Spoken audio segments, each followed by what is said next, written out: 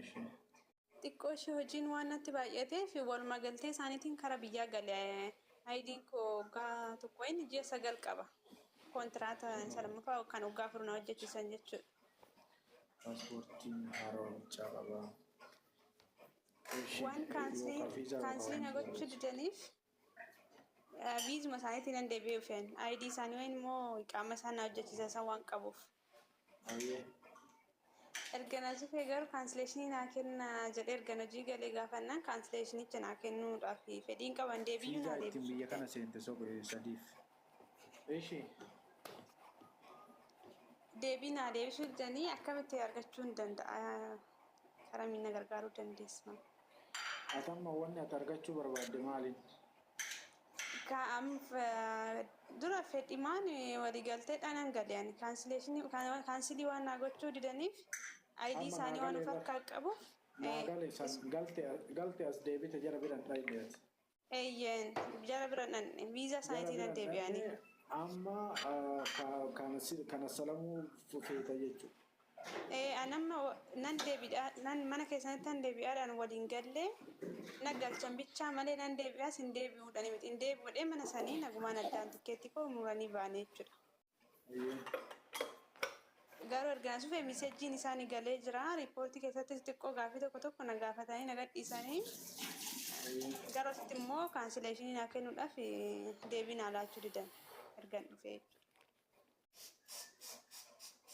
Okay, atamma kanaaf kana salamtee kana salamuu baattee hin beektu jechuudha. Wanti hin beeku hin jiru yaa hojii galeera.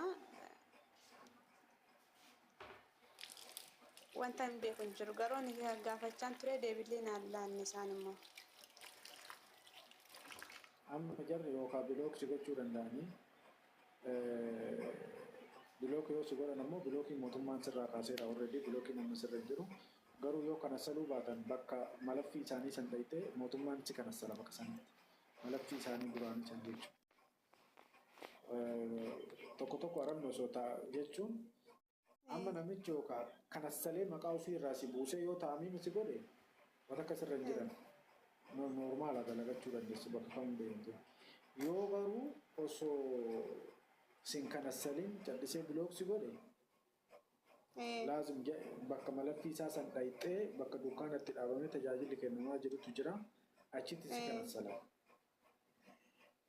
Kan koo amma hin turre erga nama ji'a biyyaansi ji'a agosti keessan galee deebi'ee kan dhufellee hagamuun turre erga sufees naannoo torbe sadaffaa kooti jechuudha. Osoo hin turre biyyaansi sun bilookii na godhe osoo hin turre bakka bilookii na godhe jedha. Walumaa galatti ati guyyaa ji'a kana gaafa tokkoo duraan wanti kun ji'a kana gaafa tokkoo dura. Ji'a kana gaafa tokkoo duraa waan tare hundaayyuu ni ilaallata seerri kun. Ifamni kun jechuudha.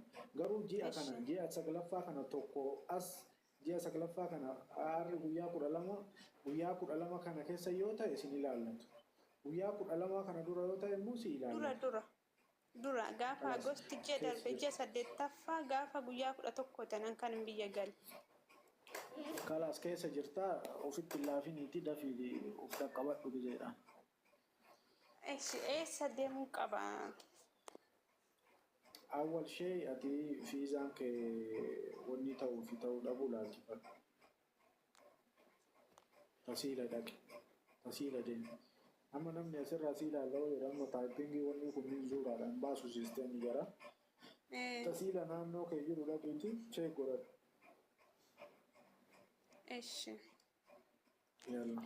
Ijoollee haaraa biyyarraa fiduu hin dandeessa ijoollee afaan hin dandeenye. Waalaikum salaam.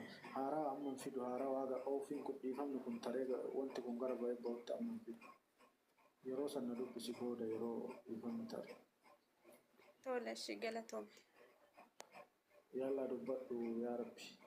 Ijoollee dhiiraa warra fiizaa kaampaaniitiin firii fiizaa jedhamu kanaaf iqaamaa dhahee kennuufi akkasitti warra dhufuu barbaadan. Garuu hojii yoo arge itti hima dirqama hojii anatu si galte jedhee fiduun dirqama fudhadhee jechuudha. Warra akkasitti firii fiizaadhaan dhufuu barbaadu na dubbisaa. warra afaan beeku Assalamu alaikum warahmatullahi wabarakatuh. warra afaan beeku warra nyaata danda'u jiraata hin fidaan mallee Itoophiyaarra warra afaan beeku warra nyaata danda'u warra afaan beekee qulqullina danda'u immoo baaga wannan kun bahe yoo ta'e malee amma maqaa wanni miti meeqa firii gara keessaatiin naan dubbadhu yoo firii gatii isaa barbaadde ayyee dubbadhaadha. Assalamu alaikum warahmatullahi wabarakatuh. Saya jirtan apa kiti? Waalaikumsalam warahmatullahi wabarakatuh. Jira alhamdulillah.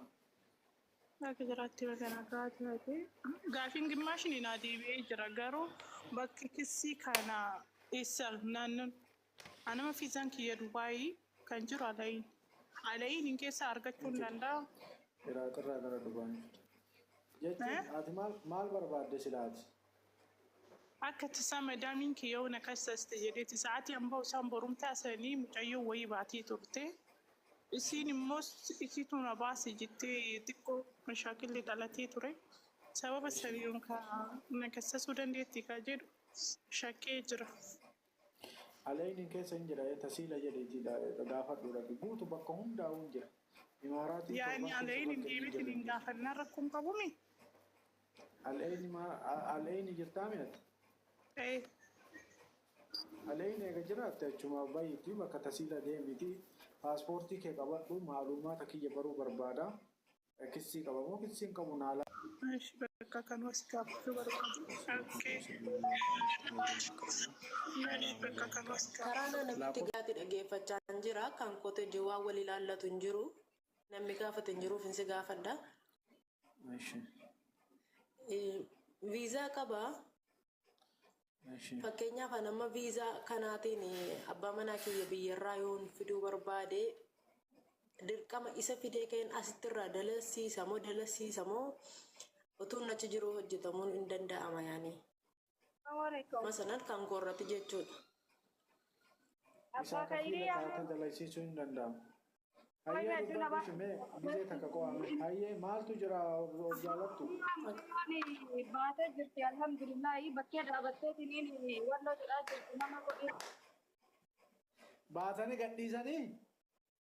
Gadhiisaniitiin jiranii kalas wanti wajjin haasofsanitti baatee bakkee dhaabattee jirtiiti yaadara madafi nama godhiiffa. Anumaan dhagee fuudha kalas daqiiqaa 30 booda asirraa cufee bahee anumaan dhagee fuudha.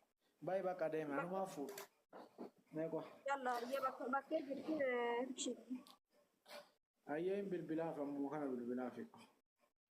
Wanti beekamu oluu deebisuuf malaati yennu. Hin deebisanii godhin deebisanii. Alhamdulillah rabbil alamin. Alhamdulillah.